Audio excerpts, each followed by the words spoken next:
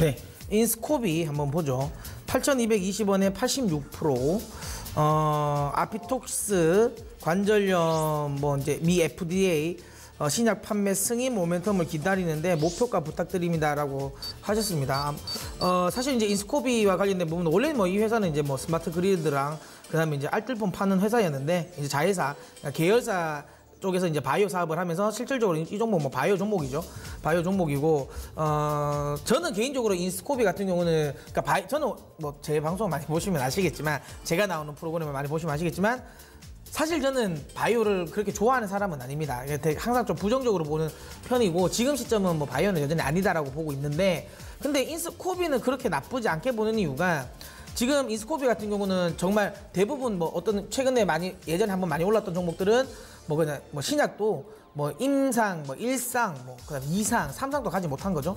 아니면 뭐 이 전임상 과정 정도 뭐 이런 걸 가지고 막 주가를 띄우는 종목들도 있습니다. 저는 사실 그런 종목들은 여전히 저는 뭐 매수 쪽은 아니라고 보고요. 오히려 가지고 계시는 분들은 매도를 지금이라도 해야 된다라고 저는 보고 있습니다.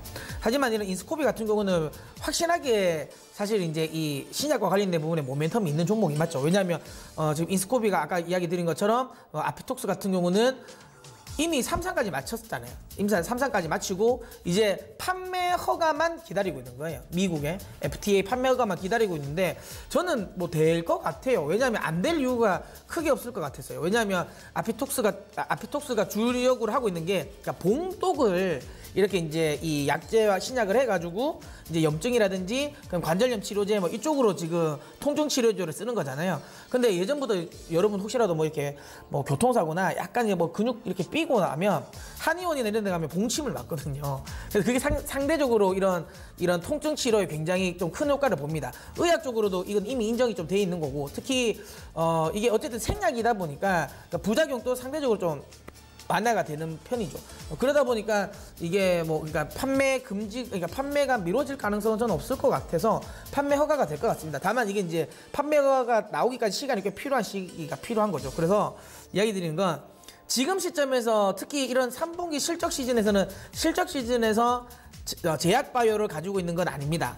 왜냐하면 제약 바이오는 결국은 실적으로 가는 건 아니거든요. 최근에 뭐 유한양행이라든지 이거 보십시오. 실적 안 나오게 나니까 거의 급락하죠. 그러면서 이제 제약 바이오도 전체적으로 지금 다 밀리는 모습.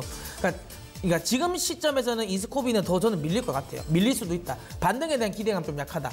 왜냐하면 실적 시즌은 결국에는 그러니까 사실 이 바이오나 제약주나 바이오를 가지고 가면서 뭐 실적 이야기하는 건 웃기잖아요. 그렇죠. 언제 이거 실적 가지고 올랐다고 모멘텀으로 올랐던 주식인데 하지만 시기적으로 꼭 이렇게 실적 시즌 때는 특히 시장이 별로 이렇게 흔들릴 때는 이 실적을 들이댑니다. 잣대를 들이대죠. 그렇기 때문에 지금 자리에서 추가적인 반등은 저는 좀 어렵다, 제한적이다라고 생각이 됩니다. 하지만 실적 시즌이 끝나고 나면 또 한 번 모멘텀이 발생이 될 겁니다. 특히 이번에 이제 11월 달에 중간선거라든지 그다음에 G20 정상회담이 잘 마무리가 되면 시장이 안정화가 되면 그때부터는 실적과 관련된 부담감도 좀 당분간 없어질 거기 때문에 그때는 또 한번 바이오는 한 번 더 오를 것 같긴 해요. 근데 아직 지금 시점은 아니다라는 거죠. 그러면 이런 이야기 드리겠습니다. 차트를 보고 이야기 드리겠는데요.